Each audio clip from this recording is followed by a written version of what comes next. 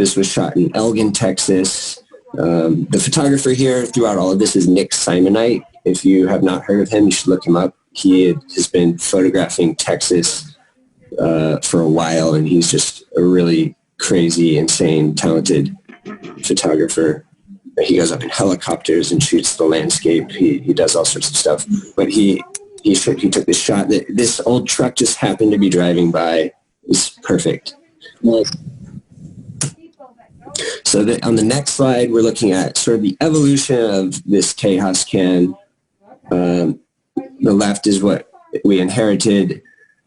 The middle is where we took it first, and then on the right, we sort of just stripped away the Big Bend, and that lives on the side. It's more of a fine print, but we added Mexican-style lager because we really wanted to make it clear to the consumer what they were getting into. And then Big Bend is still trying to scale up. They're still in Alpine, Texas, and they're trying to take over Texas was their mission. So they're trying to get placement at the biggest grocery stores next to Lone Star, next to Michelob Ultra, and that was tough. They were pouring everything into this mission. So we mocked up these 12-pack, but this is where we were going with this. We were going to scale the Tejas up and take over Texas. We added Super Light to compete with Michelob Ultra because that was selling like hotcakes before people started buying boozy water, I guess. And then on the next slide, you can see the full lineup of what would have been Tejas. And then the new can, really spelling it out for the consumer. And we changed Tejas Prima to Tejas Classic. So there's some name changes along the way. And then, I'm not a Michelob Ultra guy, but, to teach their own. And then on the next slide, just shows a nice little shot of the cans. And then that's all sort of the brand work that we did, or some of it anyway. But then this is on the drive to the Ball Factory in Golden, Colorado. I went myself with the vice president of Big Bend. We flew out there and went to the Ball Corporation on the next slide. So it's 8 a.m. People are showing up for work. They got their backpacks on. Let's see, next slide. We've got, big stack of cans ready to go. I think this is the INX system of ink. I forget what that was called. If you look at that color book, it seems it's not really organized by color, which was tough for me to flip through and try to find the right copper color, which was what I was interested in at that moment. How do we nail down this copper? Because there's the one color that was consistent across all of the cans. But this book that they had seemed to be organized chronologically or something. But the guy running the show knew exactly where to flip. So you can see on the next slide, I'm checking out some colors, and that we're in this little room looking at color swatches. There's the orange for the Big Bend Hefeweizen orange can. They seem to mix this by eye. I don't even know what their system was. It wasn't a machine or anything digital. Dude just starts mixing colors. You can see on the next slide there's some first runs. They just start running these colors through, and it runs out 50 cans, and then it's oh, we need to change the color a little bit, so they just run 50 more cans, and you just keep going until you kind of get the colors right, which you can see on the next slide. There's some of the cans going through that machine, and Mahala and I are just like, whoa. We brought our Pantone chips, but it's not a Pantone system. So we're just looking at what represents the brand that we had designed. And then on the next slide, you can see like the full lineup that we were printing. This was like the approved suite. So yeah.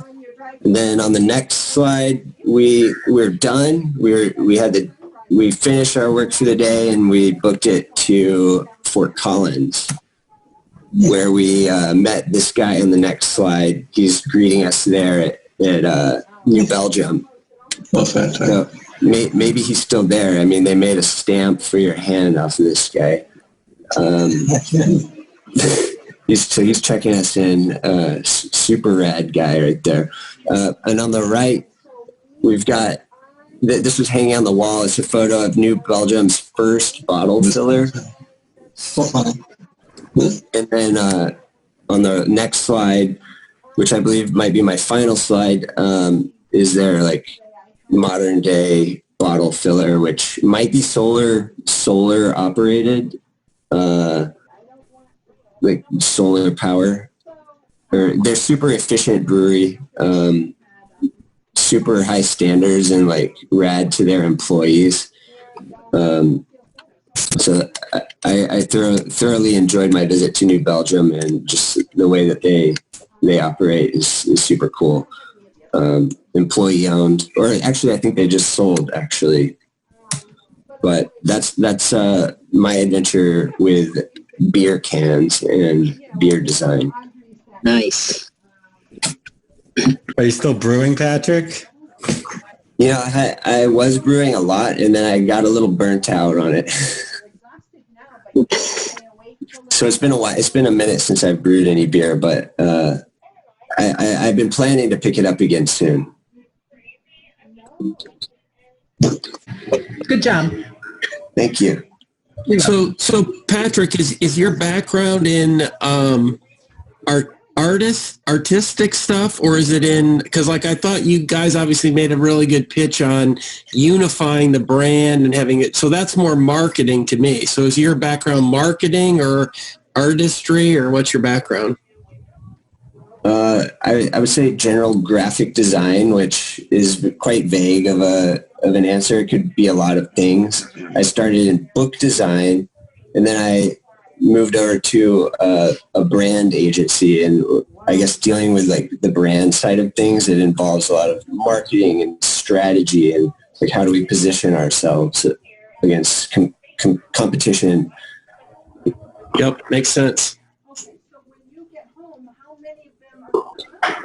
Patrick. Hey. I just had a question. The logo of the beer from out there, is that being used at all anymore, or is that gone? I can't speak to that. I'm not exactly sure. I did see that somebody, I think, purchased Tejas and the Big Bend rights, and then maybe they're operating out of Houston, but they're not doing as good of a job in terms of what I've seen in terms of design. But that's all I've seen was like on Instagram. I saw Tejas beer popped up. And I was like, wait a second, they're dead. But somebody purchased it. And, that was a question that we started asking ourselves when Big Bend was going to move to San Antonio.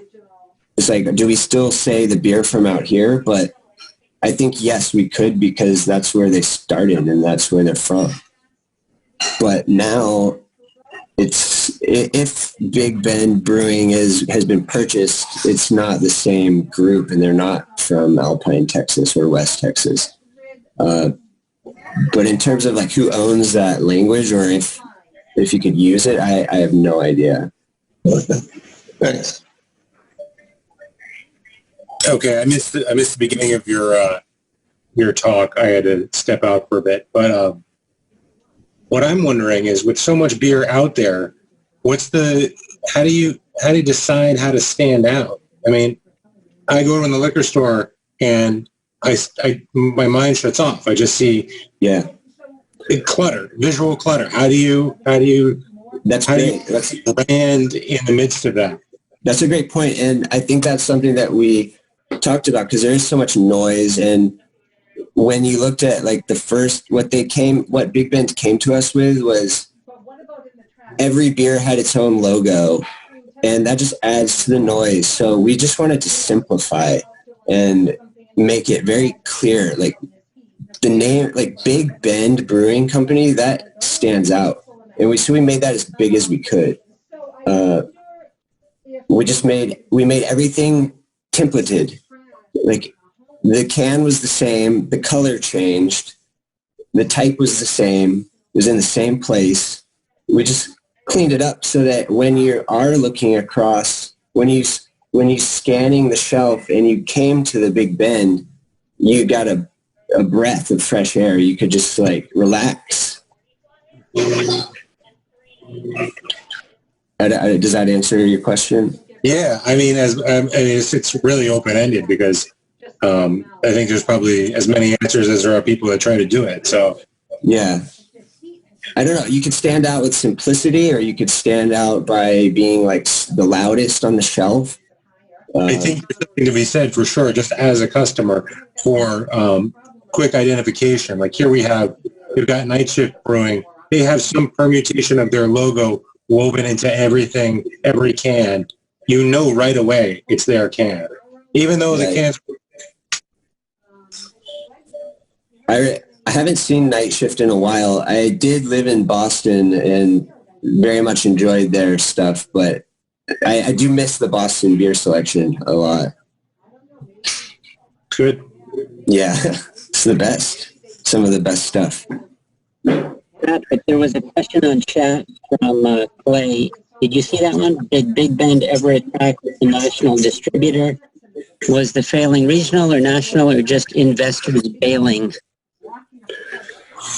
I can't really speak like to the heart of it because I think by the time I left Gorilla Suit, they were still operating.